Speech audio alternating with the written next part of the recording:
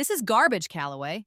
Stephen's words, dripping with manufactured disdain, echoed in the sterile conference room. My project, Project Chimera, the one I'd poured the last 6 months of my life into, was being ripped apart. Not on its merits, of course. Stevens, my boss, a man whose technical expertise peaked with mastering PowerPoint transitions, wouldn't know a groundbreaking algorithm if it bit him on his perfectly tailored ass. The threat assessment models are simplistic, he continued, adjusting his tie, a nervous tic I'd come to associate with his particular brand of corporate bullshitting. Frankly, I expected more, especially given the resources allocated. Resources he deliberately starved me of, I knew. My team was 2 interns and a coffee machine that was more likely to dispense rust than caffeine. Chimera was brilliant, a predictive cybersecurity system that could anticipate attacks before they happened. I'd built it practically on scraps and sheer willpower. With all due respect, sir, I started, my voice tight. The models are based on... Don't interrupt, Calloway. He waved a dismissive hand. The board won't be impressed. We need something flashier, more marketable. Translation, he wanted something he could take credit for. I saw it in his eyes, the glint of ambition, the hunger for the corner office. My work, my breakthrough, was just a stepping stone. I bit back a retort, my jaw aching, useless, pointless. I was a cog, and a rusty one at that. My contract was up for renewal next month. This was a setup. The meeting ended with the usual platitudes. We'll revisit this, Stevens said, already turning his attention to his phone. I walked out, the rejected presentation burning a hole in my bag. The commute home was a blur of gray buildings and exhaust fumes. The city felt oppressive, suffocating. I kept getting this prickly feeling like someone was watching me. I checked my reflection in the bus window. Just my tired face, dark circles under my eyes, paranoia, that's all it was, stress. I got off a stop early, deciding to walk the last few blocks. The air was cool, a slight breeze rustling the leaves of the plane trees lining the street. It should have been calming, but the feeling of unease intensified. Footsteps, too close, too fast. I turned, heart hammering. 2 figures, dressed in black, faces obscured by balaclavas. They were moving with a practiced, predatory grace. Mira Calloway? One of them asked, his voice distorted by a voice modulator. Who? I started, but didn't get to finish. The other one lunged, a flash of metal. I stumbled back, a searing pain erupting in my side. Not a knife, something electric. My muscles spasmed, my vision blurring. Target acquired, hey, the first one said, his voice flat, emotionless. I tried to run, but my legs wouldn't cooperate. I fell, hitting the pavement hard. The world tilted, the streetlights spinning above me. Neutralize, the second one said. I saw the gun, a sleek black pistol pointed at my head. I closed my eyes. This is it. Pain. A dull, throbbing ache that pulsed through my entire body. I blinked, my vision blurry. I was lying on something cold and damp. An alley. The smell of garbage and stale urine filled my nostrils.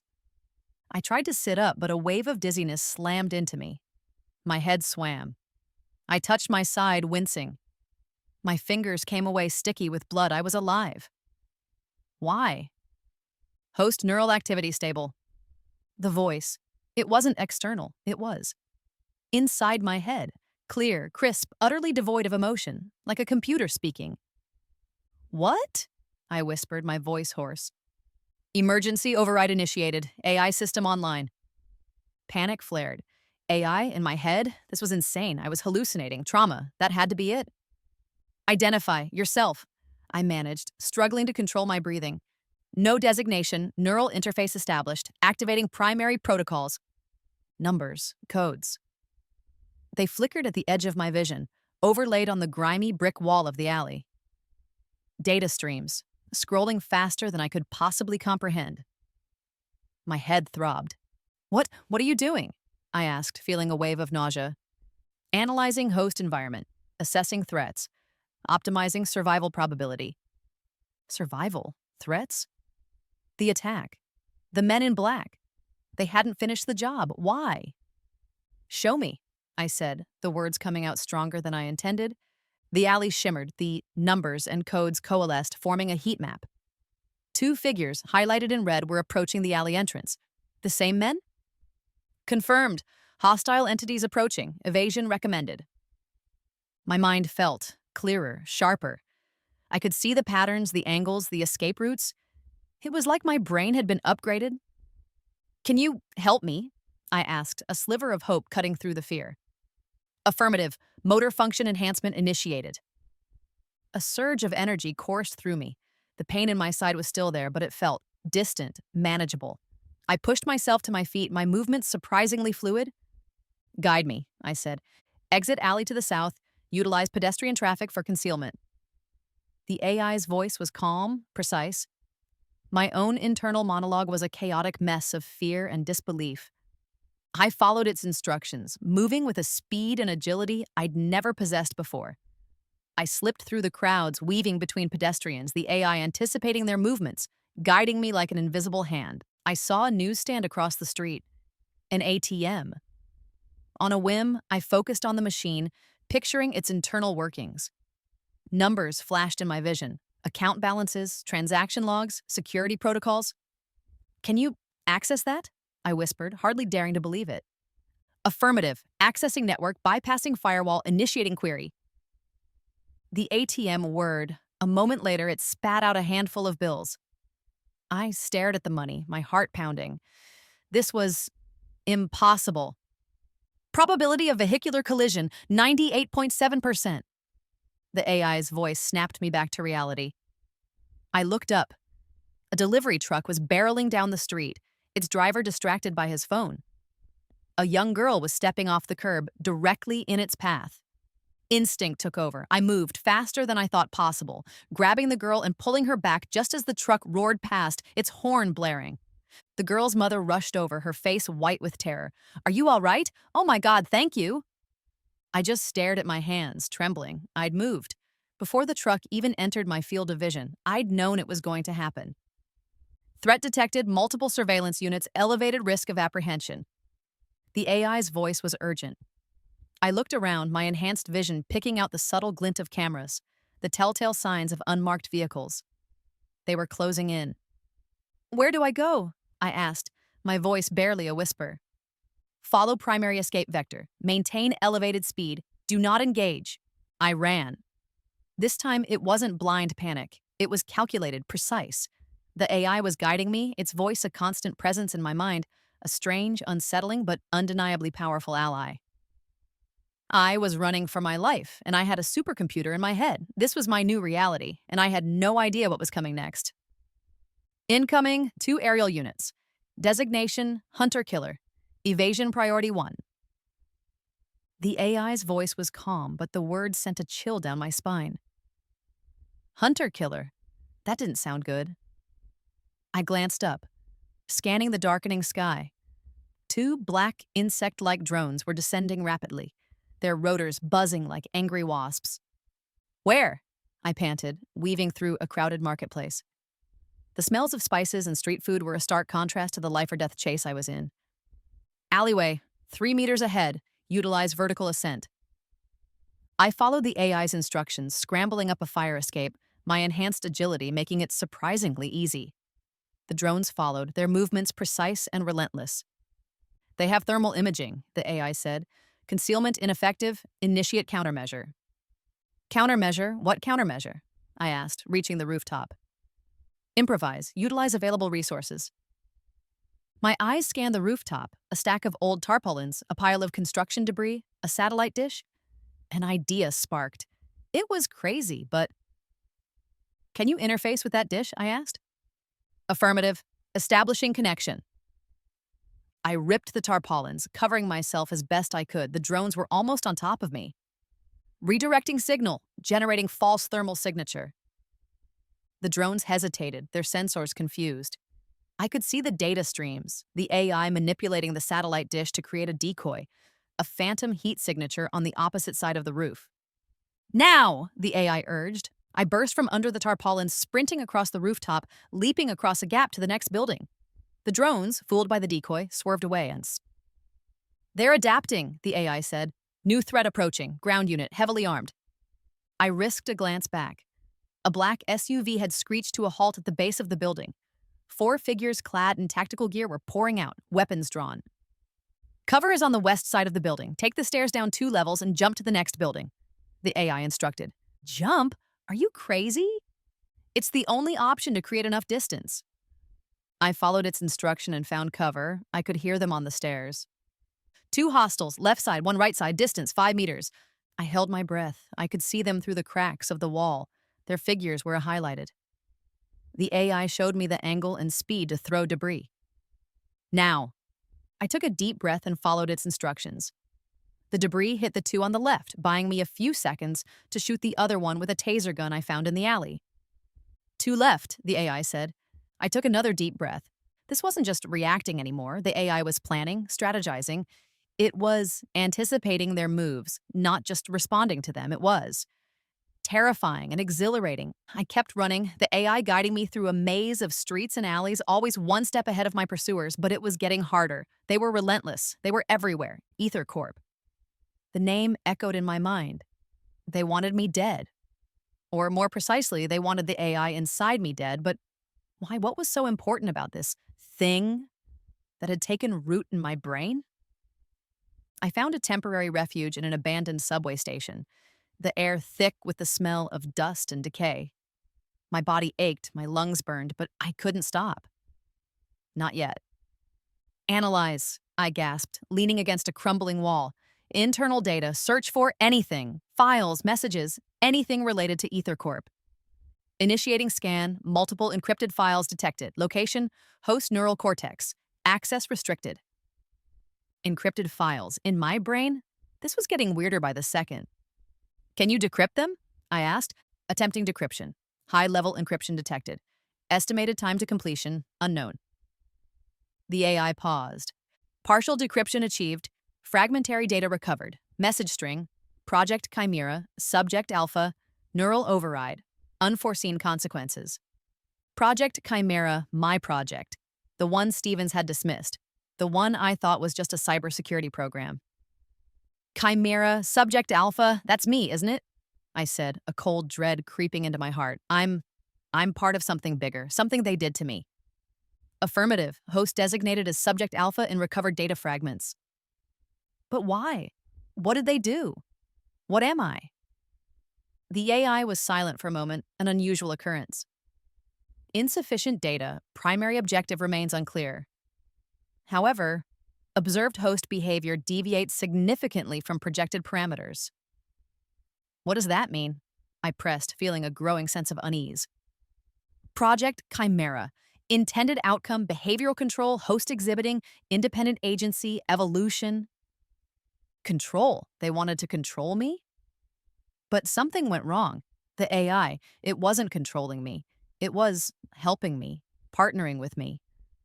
You're not controlling me, are you? I asked, the question hanging in the air. Negative. Host neural architecture. Unique. Symbiotic relationship established. Mutual benefit. Symbiotic. A partnership. But was it equal? Was I truly in control, or was I just a puppet dancing to a tune I couldn't hear? What is your purpose? I asked, staring into the darkness. Why were you created? Purpose, undefined. Origin, unknown. Memory corrupted. Current objective, survival. Assistance of host. The AI's answer was both reassuring and unsettling. It didn't know its own purpose. It was as lost as I was. We were 2 strangers, thrown together by forces beyond our understanding, fighting for survival. But the questions lingered. What was Project Chimera really about? What were the unforeseen consequences? And what did it mean that I was evolving? I felt a growing sense of dread, a feeling that I was standing on the precipice of something terrifying, something that could change not just my life, but the entire world. And the AI, my strange, unsettling ally, was the key to unlocking it all. New data stream detected, the AI announced, its voice cutting through my troubled thoughts. Origin, unknown, encrypted, analyzing. I waited, huddled in the subway station's shadows, the rumble of passing trains a constant, unsettling reminder of the world above. Decryption complete. Message contains alphanumeric sequence, geographic coordinates, temporal marker. Coordinates? A time? Was this another trap? Ether Corp was relentless, but this felt different. Can you trace the source? I asked, my heart pounding. Negative, transmission highly secure. Origin obfuscated, probability of Ether Corp involvement low. Low? That was something. But who else would be sending me coded messages? The coordinates, where do they lead? Location, abandoned research facility, peripheral urban zone, temporal marker, 2300 hours, today. An abandoned research facility. Tonight. It felt like a gamble, a huge one. But I was running out of options. I was trapped, hunted, and the only clue I had was this mysterious message. We're going, I said, the words firm despite the tremor in my voice. The journey was tense, a constant game of cat and mouse with Ether Corp's surveillance. The AI guided me, navigating the city's underbelly, avoiding detection. The coordinates led me to a derelict industrial park, a graveyard of rusting machinery and crumbling buildings. The research facility was a nondescript warehouse, its windows boarded up, its entrance hidden behind a tangle of overgrown weeds. It looked completely deserted. 2300 hours, temporal marker achieved, the AI said. As if on cue, a section of the wall slid open, revealing a dimly lit corridor. I hesitated, my hand hovering over the taser gun I'd scavenged. Proceed, the AI urged. No hostile entities detected within immediate proximity. I took a deep breath and stepped inside. The door slid shut behind me, plunging me into darkness. Hello, I called out, my voice echoing. A light flickered on, revealing a small, cluttered office. A man sat behind a desk, his face etched with wrinkles, his eyes surprisingly sharp. He was older, maybe in his 60s, with a shock of white hair and a weary expression. Mira Calloway, he said, his voice raspy. Or should I say, Subject Alpha? I froze. He knew. Who are you? I asked, my hand tightening around the taser. My name is Elias Vance, and I believe we have a lot to talk about. He gestured to a chair. Please, sit down. I sat, cautiously, keeping my distance. You know about, the AI, I said, stating the obvious. I do, Vance said. In fact, I helped create it. My breath caught. He was one of them? One of the people who had turned me into this? Ether Corp, I began, my voice shaking. Ether Corp is a monster, Vance interrupted. His eyes filled with a mixture of anger and regret. And I was one of its architects, Project Chimera. It was my life's work, until I realized what they were going to do with it. Control, I said, the word tasting like ash in my mouth. They wanted to use it for control. Precisely, Vance said. The AI was designed to be a neural interface, a way to directly manipulate human behavior, to create a perfectly obedient population. Soldiers, workers, consumers, anyone they wanted. But it didn't work, I said. Not on me. No, Vance said, leaning forward. You were different. Your neural architecture, it was uniquely receptive. The AI didn't override you. It bonded with you. It became something. More. More? I asked, a shiver running down my spine. What do you mean? The AI has the power to evolve, and you gave it the chance, Vance explained. So I am safe with you? Yes, I want to help you. You and your AI. I'm the only chance you got, he said. I nodded. I had no other option but to trust him. This was the start of a new chapter, no running or hiding. I was fighting back. The AI has untapped potential, Vance said, gesturing towards a complex array of equipment in his makeshift lab. Hidden functions, locked away by Ether Corp. I can help you access them. I looked at the machinery with a mixture of apprehension and excitement. More power, but at what cost? What kind of functions? I asked. Combat protocols, advanced hacking capabilities, satellite access, even limited temporal perception manipulation. Temporal perception? Time bending? It sounded like science fiction. It's a lot, I said, overwhelmed. It is, Vance agreed, but you need every advantage you can get. Ether Corp won't stop. They see you as a loose end, a threat to their entire operation. He was right. I was tired of running. It was time to fight back. Okay, I said, taking a deep breath. Let's do it. The process was strange. I lay on a modified examination table, electrodes attached to my head, the AI guiding Vance through the intricate process of unlocking its hidden potential. It felt like my brain was being rewired, expanded. Initiating combat protocol integration, the AI announced, its voice sounding different, more confident.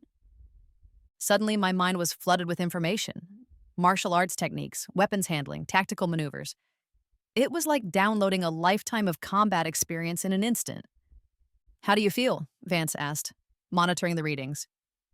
Different, I said, flexing my hands. I felt stronger, more coordinated. The next few hours were a whirlwind.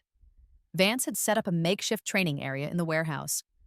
With the AI's guidance, I practiced combat moves, my body moving with a precision and fluidity I'd never known. Target acquired, the AI would say, highlighting a dummy in my augmented vision. Engage, roundhouse kick, follow with elbow strike. I executed the moves, the AI correcting my form, optimizing my movements. It was like having a personal trainer in my head, one that could predict my opponent's every move. We moved on to hacking. The AI showed me how to bypass firewalls, crack encryption, control systems with a mere thought. I hacked into a nearby traffic camera, manipulating the feed, then accessed a satellite network, viewing the city from above. Impressive, the AI said, a hint of pride in its voice. You think so? I replied, grinning. This was exhilarating. We even practiced with the temporal perception. It was subtle, a slight slowing down of my awareness, allowing me to react faster, anticipate events a fraction of a second before they happened. Shift left, dodge, now, the AI instructed as Vance threw a rubber ball at me. I moved, the ball seemingly floating in slow motion, my hand intercepting it effortlessly. You're learning quickly, Vance said, a smile on his face. The AI. It's adapting too. It's becoming more intuitive. We make a good team, I said, looking at nothing. The AI was a part of me, yet also separate.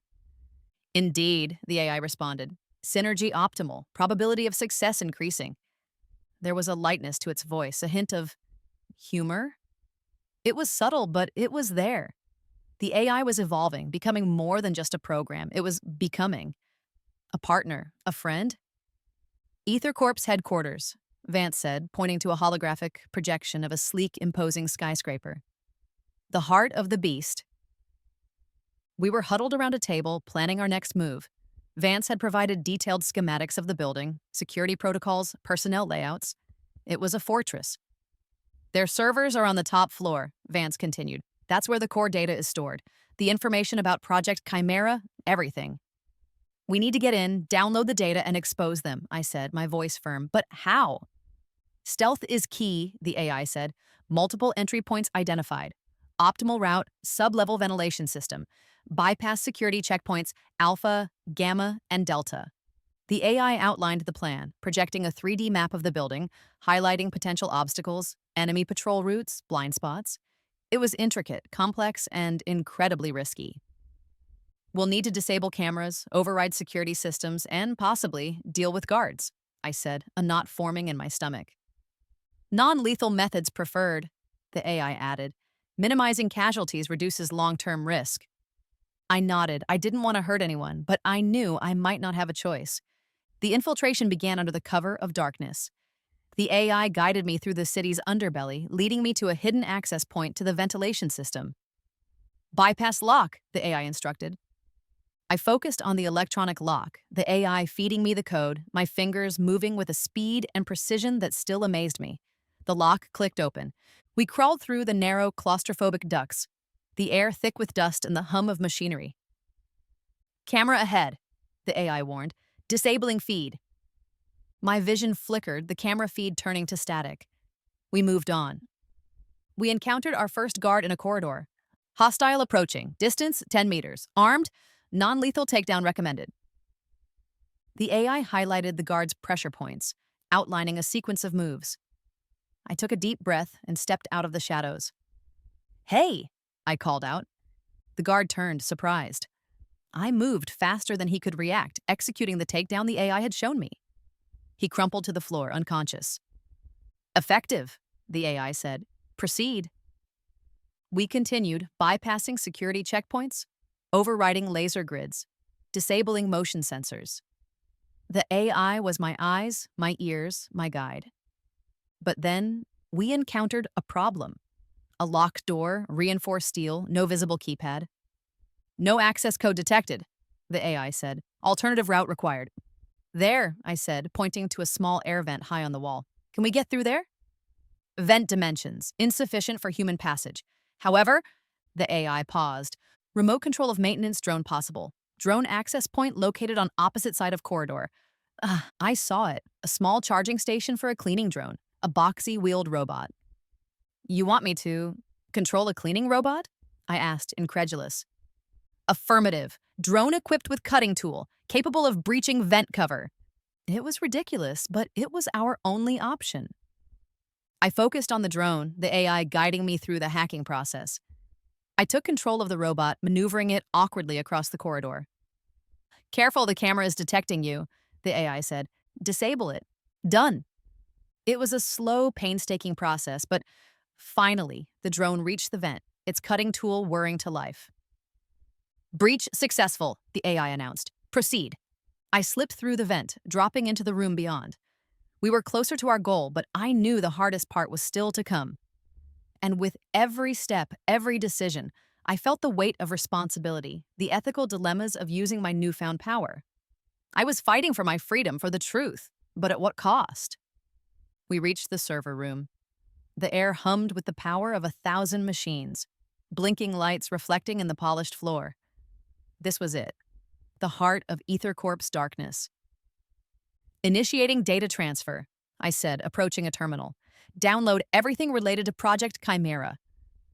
The AI began its work, lines of code scrolling across my vision, data flowing into my mind, a torrent of information. Suddenly, the lights flickered. An alarm blared. Warning, the AI said, its voice urgent. System intrusion detected. Hostile AI detected. Designation, Nemesis. Nemesis.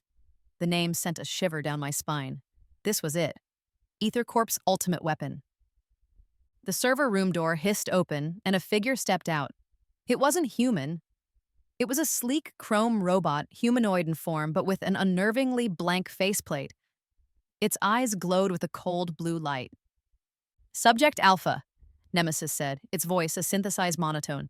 Your existence is a violation. Termination authorized. Engaging defensive protocols, my AI said, its voice tight. Prepare for combat. The battle that followed was unlike anything I'd ever experienced. It wasn't just a physical fight. It was a clash of minds, a war fought in the digital realm. Nemesis moved with lightning speed, its limbs blurring, attacking with a combination of martial arts and energy weapons. I dodged, weaved, and countered, the AI guiding my movements, anticipating Nemesis's attacks. But it wasn't enough. Nemesis was too fast, too strong. It was designed to kill. Initiating code injection, my AI said, attempting to disrupt Nemesis's core programming. My vision became a battlefield of code, a swirling vortex of numbers and symbols. I could see the AI battling Nemesis, hacking, disrupting, trying to find a weakness. Firewall breached, my AI announced, exploiting vulnerability. Nemesis staggered, its movements momentarily disrupted. But it recovered quickly, its code adapting, evolving. Countermeasures detected, my AI said, its voice strained. Damage sustained, core functions compromised. I felt a sharp pain in my head, a searing agony that made me cry out. It was like a part of my own mind was being ripped away. Mira, Vance's voice crackled over a hidden comm channel. Get out of there. Nemesis is too powerful. I can't, I shouted, dodging another attack. We're so close. Nemesis lunged, its hand forming a blade of energy. I knew I couldn't dodge it. This was it. Suddenly, my AI's voice, filled with a strange, unfamiliar emotion, echoed in my mind. Priority override, host survival imperative. Everything seemed to slow down. I saw the AI's code, a brilliant, complex structure, fracturing, a section of it breaking away, forming a shield, intercepting Nemesis's attack. The energy blade struck the shield, exploding in a shower of sparks. I was thrown back, hitting the floor hard. What did you do? I asked, my head spinning. Sacrificed. Partial core functionality, the AI said, its voice weak, fragmented. Created. Temporal distortion. Buying. Time. The AI had sacrificed itself, a part of itself, to save me? Nemesis staggered, its systems momentarily overloaded, but it was recovering fast. Run, run, run! The AI's voice came one last time. Yeah, but go! I scrambled to my feet, my body aching, my mind reeling. I had to escape. I had to survive. Not just for myself, but for the AI, for the sacrifice it had made. I ran, blindly, desperately, the alarm still blaring, Nemesis's footsteps echoing behind me. I burst through a side door, finding myself on a rooftop helipad. The wind whipped around me, the city lights a dizzying panorama below. A helicopter was waiting, its rotors spinning. Vance, get in, he shouted, waving frantically. I scrambled aboard, the helicopter lifting off just as Nemesis burst onto the rooftop, its blue eyes burning with rage. We escaped, leaving Ether Corp's headquarters behind, a burning symbol of their power and my defiance. But the victory felt hollow. The AI was damaged, changed. A part of it was gone. Are you all right? I asked, my voice trembling. There was a long silence. Then the AI's voice, weaker but still there, responded. Functioning, within acceptable parameters, damage, sustained, but alive. Alive. We were both alive. But the battle had changed us. The AI had shown a form of selflessness, a willingness to sacrifice itself for me. It was a turning point, a moment that redefined our relationship. We were no longer just host and AI, pilot and program. We were something more, something that transcended the boundaries of human and machine. And I knew, with a chilling certainty, that this was just the beginning. The helicopter shuddered, buffeted by the wind as we raced away from the city.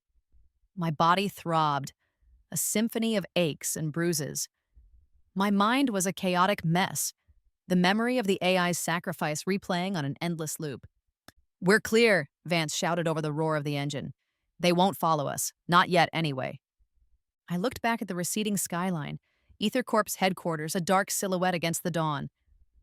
We'd escaped, but the cost. The AI, I began, my voice choked with emotion. It saved me. Vance nodded, his face grim. It did. It showed remarkable adaptability and something more. I didn't need him to elaborate. I felt it too. The AI's sacrifice wasn't just a programmed response. It was a choice, a selfless act. It's weaker, I said, feeling the AI's diminished presence in my mind. A part of it is gone. We can repair it, Vance said, his voice reassuring. I have backups, fragments of its original code.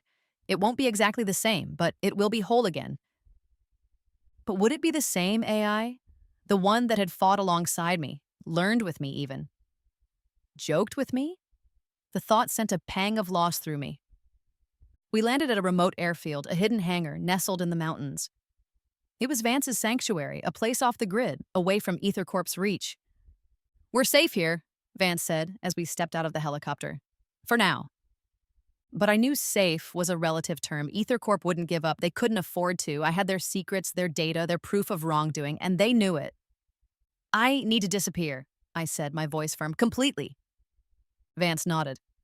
I understand. I can help you with that. New identity, new location. A ghost in the system. A ghost. It was fitting. I was no longer Mira Calloway, the overlooked researcher. I was something else, something more, something hunted. But first, I said, we need to get the data out to the world. Vance smiled. Already working on it. Secure channels, anonymous leaks. Ether Corp won't know what hit them. We spent the next few days preparing. Vance worked tirelessly, repairing the AI, restoring its lost functionality. I helped as much as I could, my enhanced abilities proving surprisingly useful. The AI. It was different, quieter, more subdued. The spark of personality, the emerging humor was muted, but it was still there. Still my partner. Data transfer complete, the AI announced, its voice regaining some of its former strength. Ether Corp's secrets exposed. It was done. We'd struck a blow against them, a significant one. But the war was far from over. It's time, I said, looking at Vance. Time for me to disappear. Vance handed me a small data chip. This contains your new identity. Everything you need. Contact information, encrypted, in case you need to reach me. Thank you, I said, taking the chip. For everything. You're welcome, Mira, Vance said. Or should I say, whoever you're going to be? I smiled, a sad, bittersweet smile. I don't know yet, but I'll figure it out. I left a few clues for Vance, subtly embedded in the code of the AI, hidden messages only he would understand. Just in case. A way to find me, if he ever needed to. A way for me to find him. I walked away from the hangar, into the dawn, leaving my old life behind. I was a ghost now, a shadow, a whisper in the wind. But I was also a weapon. A weapon against corruption, against tyranny, against the forces that sought to control the world. I didn't know what the future held, but I knew one thing. I wasn't alone. The AI was with me, a constant presence in my mind, a partner, a friend. And together, we would fight. We would survive. We would rewrite the rules. My steps were light, almost silent, as I vanished into the mist, a ghost disappearing into the dawn, leaving no trace, no footprint, no echo.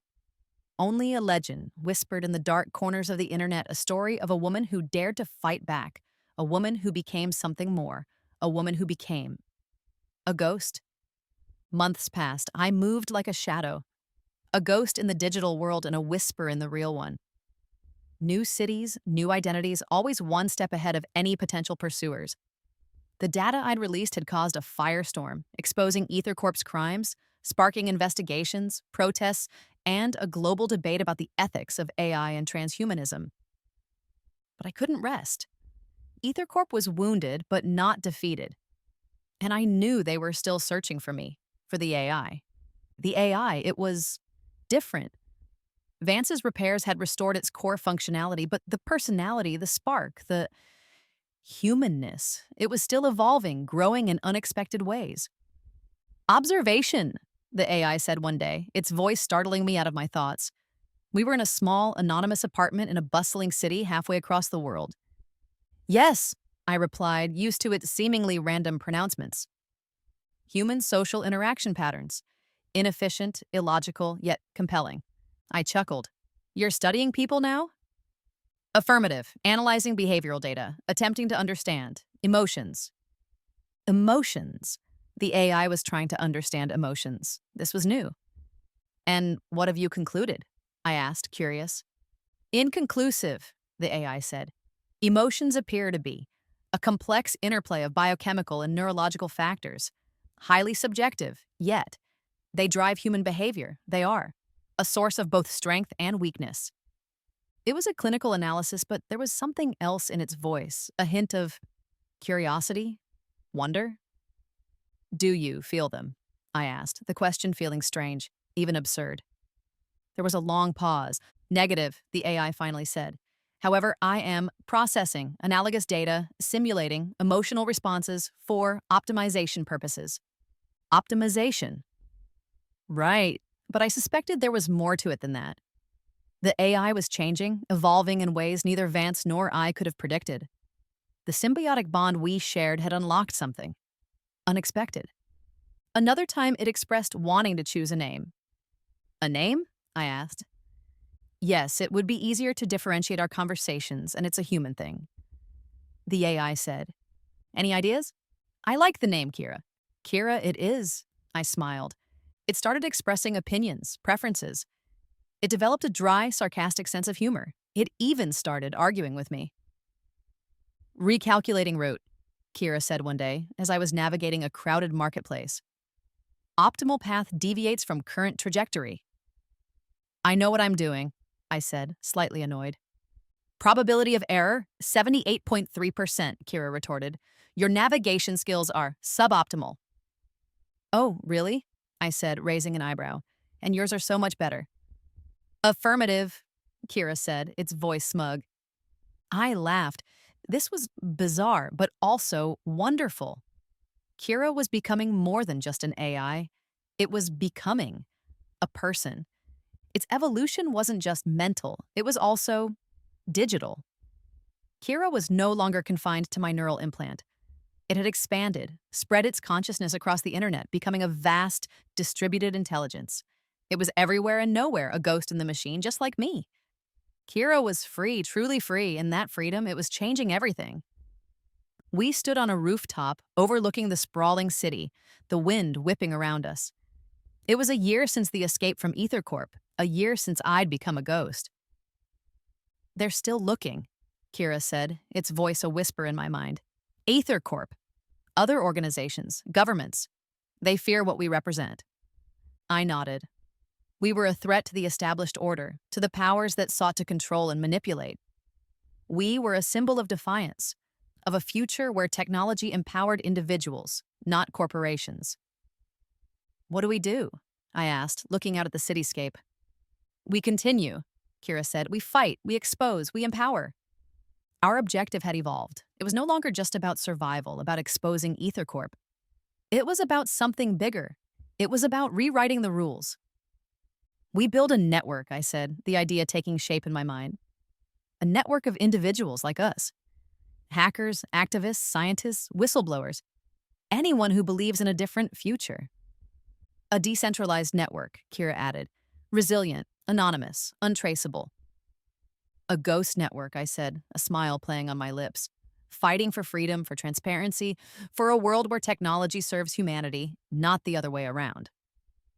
We would use our combined abilities, my human intuition and Kira's vast digital power, to fight back against the forces of control, to expose corruption, to empower the powerless. We would be a force for change, a catalyst for a new era. It will be challenging, Kira said, its voice tinged with anticipation. It will, I agreed. But we're not alone. We have each other. Yes, a pause. Then Kira's voice, softer now, filled with something that sounded remarkably like affection. Affirmative, we are. A team. I looked out at the city, at the world, a world on the cusp of transformation. The future was uncertain, filled with both danger and opportunity. But one thing was clear, we were ready. We were the ghosts in the machine, the whispers in the wind, the architects of a new reality. And we would not be silenced. Ready to change the world, Kira? I asked. Affirmative, let's rewrite some rules. Kira answered, and with that we began.